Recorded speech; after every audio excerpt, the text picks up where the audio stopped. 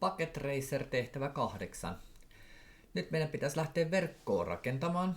Ja huomatkaa taas, että täällä on tämä sama osoiteavaruus on 192.168.100.0. Ja yritys käyttää maskia 255.255.255.192, jotta saa jaettua tuon ison verkon osiin useaksi aliverkoksi. Tässä nyt sitä varsinaisesti ei sanota, mutta kyllä tässä nyt oletetaan, että nämä kaikki osoitteet täällä, koko internetti ei kuulu tähän verkkoon, vaan että se alkuperäinen koko verkon toi aliverkon peite on tämä. Ja sitten tämä aliverkon peite, niin meidän pitää jakaa vain pienempiin aliverkon peitteisiin. Eli tämähän käytännössä peittää tuon, tämä peittää tuon, tämä peittää tuon. Eli tässä alkuperäisessä versiossa sulla on 256 osoitetta käytössä. Ja nyt pitäisi jollakin tavalla jakaa se 256 olemassa olevaa IP-numeroa, niin pitää jakaa pienempiin osiin, joka on nyt sitten tässä tehty. Ja nyt meidän pitäisi lähteä selvittämään, kuinka monta tuommoista verkkoa on, jos tämä on jaettu näin moneen, tai jos siinä on aliverkon peite tuommoinen. No, itse lähtisin ehkä ensiksi ottamaan heti suoraan verkkolaskurin, ja osoite, mikä sinne verkkolaskuriin laitetaan, niin sehän on nyt tuo 192, 168 tuo ja 100. 100.0. Ja sen jälkeen saamme laitettua 24 bittiä vielä. 24 bittiä peitetään siitä.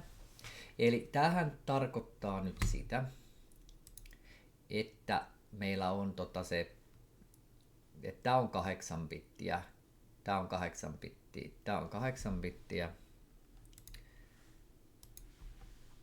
ja tää on 8 bittiä, joka on sitten teknisesti tarkoittaa, että kun 24 bittiä on peitetty, niin tämä on peitetty, sitä ei saa muuttaa, tämä on peitetty, tätä ei saa muuttaa, tämä on peitetty, tätä ei saa muuttua. Eli 8, 16, 24 ja nämä on nyt siis peitettyinä.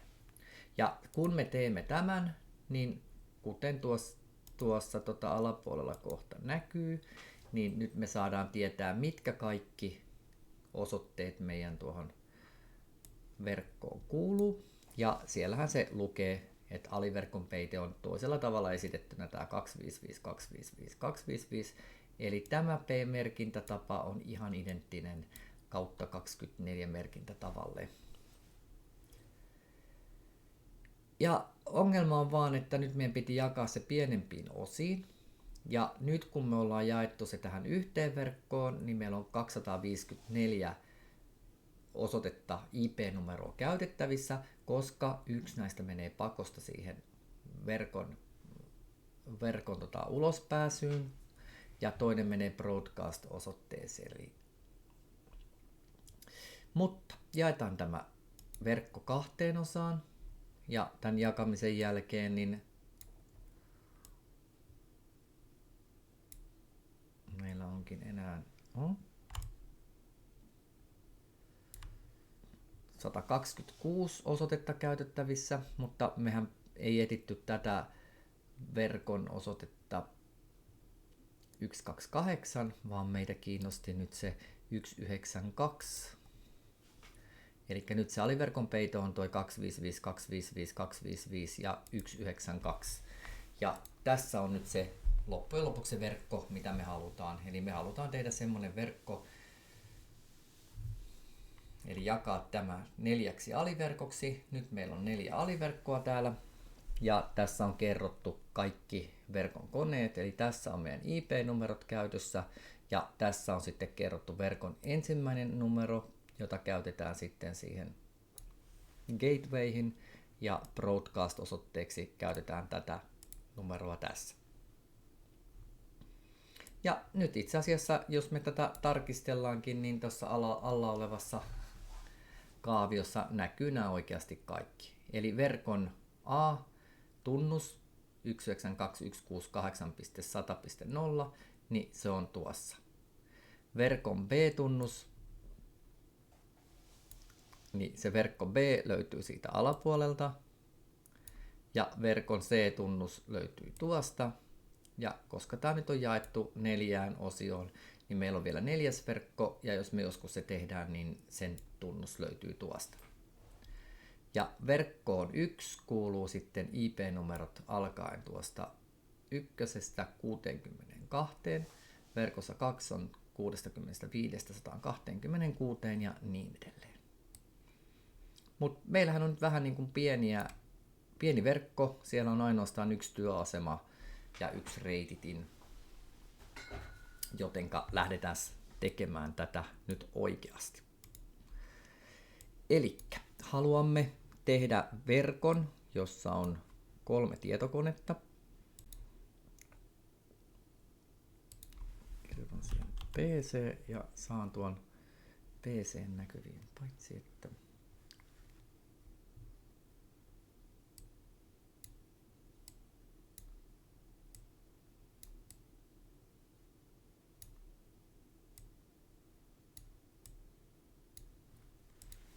hiukan pienennän tätä, niin sen jälkeen me saadaan se hyvin mahtumaan. Eli PC löytyi sieltä. Laitan PC:n tänne. Ja lähdetään nyt liikkumaan ihan kuitenkin yhdestä koneesta. Eli kun meillä on 1 kone käytössä, niin sinänsä vielä ei ole tarvetta ulkomaailmaan menoon, mutta tarvitsemme vielä tälle koneelle IP-numeron.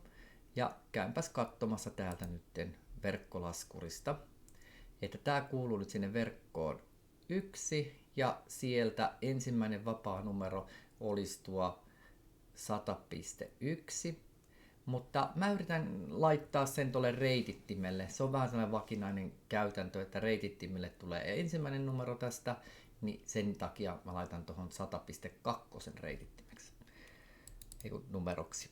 Elikkä palataanpas tehtävän antoon.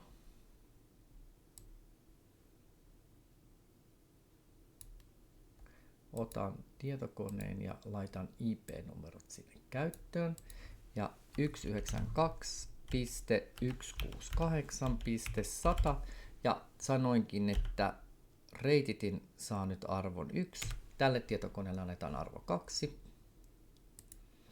Subnet mask oli sovittu meille, eli se on se 192. Ja gateway, joka meillä on se reititin, niin se saa nyt sen 192.168.100.1. Että tästä me otetaan yhteyttä siihen. Ja ensimmäinen tietokone on nyt valmis.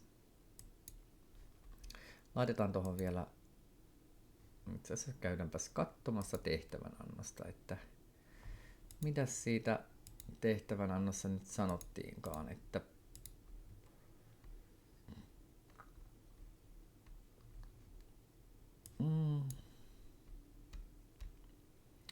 eli siellä on työaseman verkko A, työaseman verkko B ja työaseman verkko C. Laitetaanpas ne siihen sitten seuraavaksi. Tuohon työasemaverkko A. Ja se on sitten siinä. Okei, mutta nyt tällä hetkellä tämä konehan ei voi päästä internettiin, koska sellaista reititintä ei ole. Reititin on portti internettiin. Laitan siihen, että router. Ja meillä on kaksi reititin vaihtoehtoa täällä. Toinen on tuo reititin, missä on valmiina lyöty niitä verkkokortteja, mutta tässä ei ole mitään laitteita sisällä.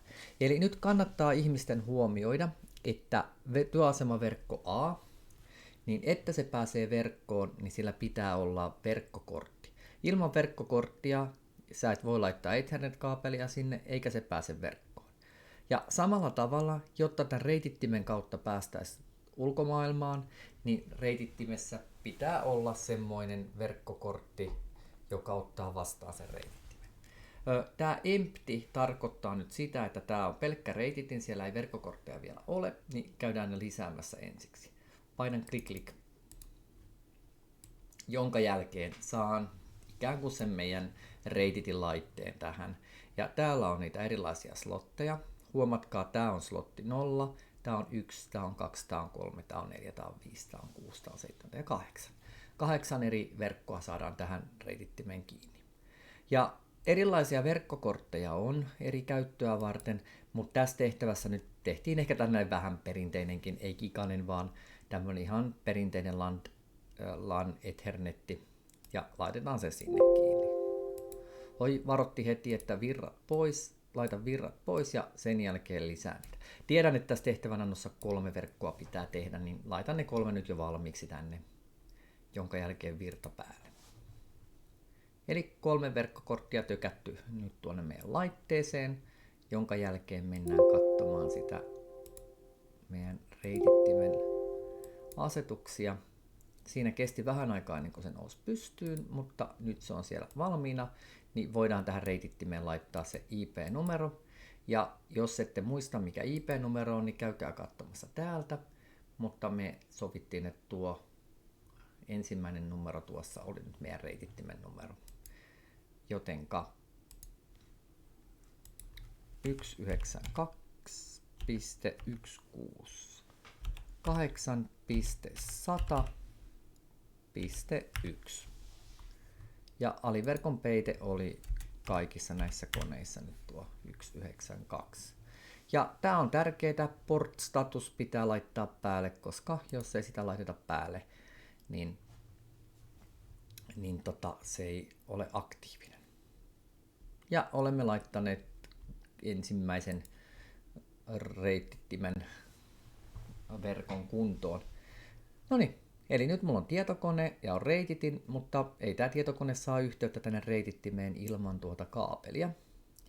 Ja näissä hommissa meidän tasolla nyt vielä suosittelen, että käyttäkää tätä automaattista reititintä, eli eikö ne automaattista kaapelien vetäjää. Se tietää, mikä kaapeli pitää mihinkin kohtaan laittaa, mutta tämä nyt yhdistää ton sinne meidän Ethernet-kaapeliin ja sen jälkeen tässä kohtaa sinne kohtaan 0, niin me saadaan tämä automaattisesti selväksi tässä.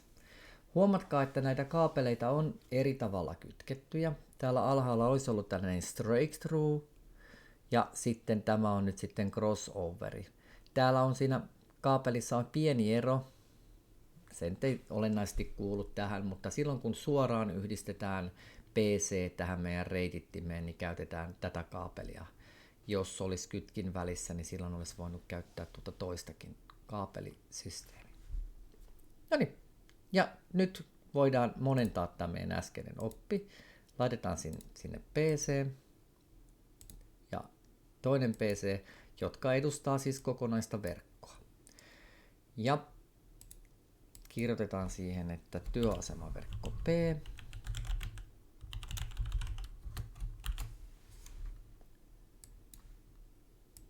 Ja sitten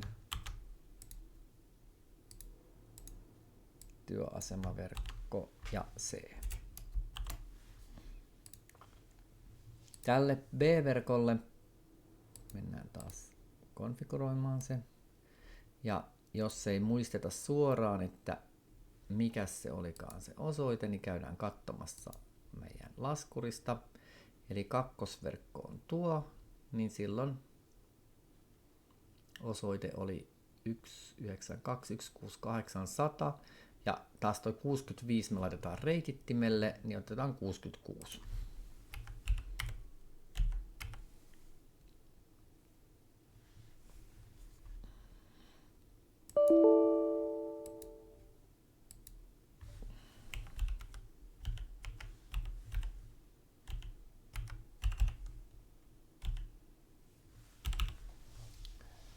Ja haluttiin sille aliverkko olla sama kuin muissa ja reitittimen osoite nyt tähän 192.168.100.65. Eli ensimmäinen verkon vapaana oleva numero pistettiin nyt tänne gatewayksi ja sitten ensimmäinen IP-numero tuohon kohtaan.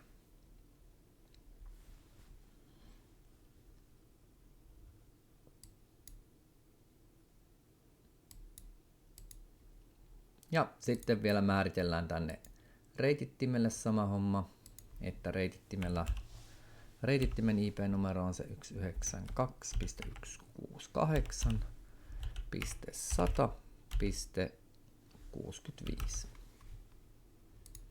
Ja aliverkon peitteen se osasikin oikein lukea ja sitten vaan käyntiin.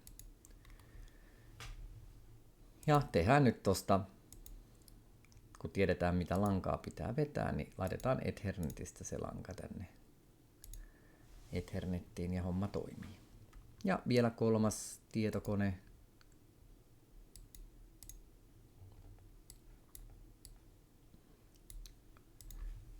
Vieläkään en muista ulkoa numeroita, niin katsotaan se verkko 3. Ensimmäinen vapaana oleva on 129. Annetaan se reitittimelle, niin 130 tulee tähän.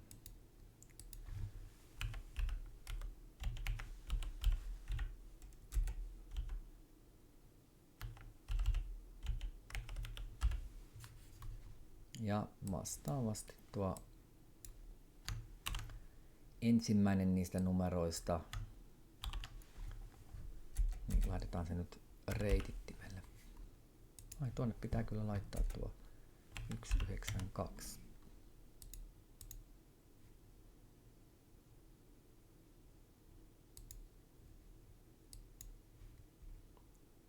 Ja vielä reititin kuntoon. Kolmas lähiverkko 192.168.100.129 ja reititin päälle ja NAX. Käytetään automaattista ja NAX. Ja nyt olemme saaneet lähiverkon kuntoon. Kokeillaan vielä, toimiiko, pystytäänkö pingaamaan. Eli tämä oli se 130 ja tämä on sitten toi 2, mutta avataan tämä ja pingataan.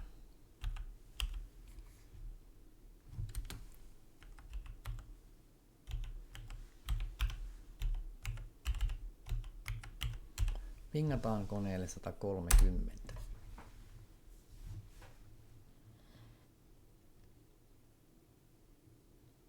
Ja niin, ensimmäinen tuli timed out. Se voi johtua ihan meidän verkon rakenteesta. Se vaan kesti niin kauan aikaa ensimmäisen paketin meneminen, että se ei ehtinyt perille ennen kuin se tapettiin, mutta tämän jälkeen se homma toimii. Eli vaikuttaisi siltä, että verkkoyhteys on tuonne ainakin kunnossa.